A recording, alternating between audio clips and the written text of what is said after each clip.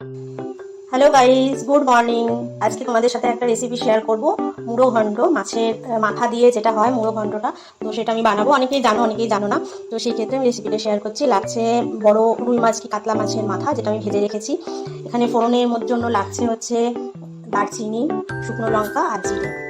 আর এখানে আছে আলু, কাঁচা লঙ্কা, এখানে আছে মটরশুঁটি আর কাজু। এই দুটো লাগবে। সব থেকে ইম্পর্টেন্ট জিনিস এটা গোবিন্দভোগ চাল, যেটা খুব সুন্দর একটা স্মেল আছে। তো এই পুরো সব কিছু দিয়ে আজকে আমি রেসিপিটা করবো। কড়াই দিয়ে দিয়েছি, তেল দিয়ে দিয়েছি কড়াইয়ে তেল গরম হয়ে গেছে।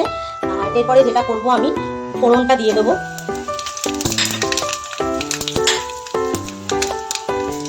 ফোড়নটা খুব ভালোভাবে গরম হয়ে গেলে এর মধ্যে আলুগুলো দিয়ে ভেজে নেব।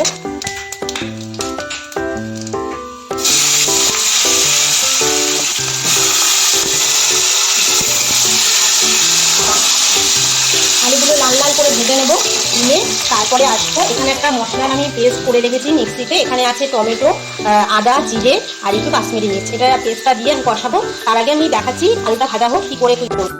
আলুগুলো লাল লাল করে ভাজা কমপ্লিট হয়ে গেছে। দেখো খুব সুন্দর করে ভেজে নিয়েছি। এরপরে যেটা দেব, গোবিন্দভোগ চালটা। গোবিন্দভোগ চালটাকেও একটুখানি ভেজে নেব। ভেজে নিয়ে তারপরে আমি মশলা দিয়ে কষাবো। গোবিন্দভোগ চালটাকে একটু ভেজে নিয়েছি হালকা করে, যাতে স্মেলটা খুব সুন্দর আসে। আর এরপরে আমি এখানে দেবো মশলা করে রেখেছিলাম, সেই মশলার পেস্টটা কিছুখানি দেবো। মশলার পেস্টটা আমি কিছুটা দিয়ে এবার এটাকে ভালো করে কষাবো।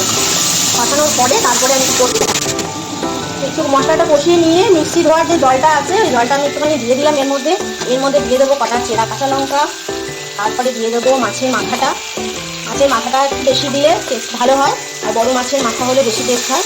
তো মাছের মাথাটা দিয়ে দিলাম।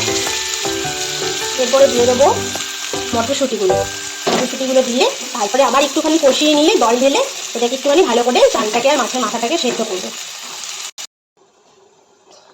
মাছের মুড়োটা দিয়ে, আলু দিয়ে আর গোবিন্দভোগ চাল দিয়ে ভালো করে কষিয়ে যত সুন্দর কষানো হবে মশলাটা, স্মেলটা যত সুন্দর বেরোবে, তারপরে গিয়ে জলটা ঢেলে দিতে হবে।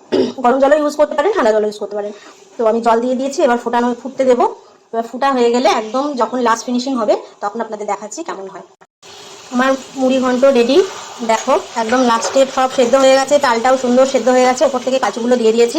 আর একটু হালকা ঝোল রাখবো মানে যেহেতু গোবিন্দভোগ চাল, একেবারে তোমরা শুকিয়ে ফেলবে না, কারণ এই ব্যাপারটা, এই যে হালকা ভিজে ব্যাপারটা, এটা একদম গোবিন্দভোগ চাল টেনে নেবে। টেনে নিয়ে একদম পুরো ঘন হয়ে যাবে। তো আমার রেসিপি পুরো রেডি।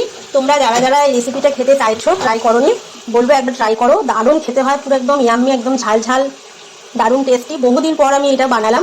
তোমরা অবশ্যই ট্রাই করতে পারো মুড়ি ঘন্টটাকে। দেখো মুড়ি ঘন্টটা পুরো নামিয়ে নিয়েছি। কমপ্লিট মুড়ি ঘন্টটা দেখতে এরকম হয়েছে। তোমরা বলো কার কার দেখে লোভ লাগছে। যাদের লোভ লাগছে অবশ্যই বাড়িতে ট্রাই করে নাও মুড়ি ঘন্ট। তো আজকে রেসিপিটা তোমাদের কেমন লেগেছে অবশ্যই কমেন্ট বক্সে জানিও।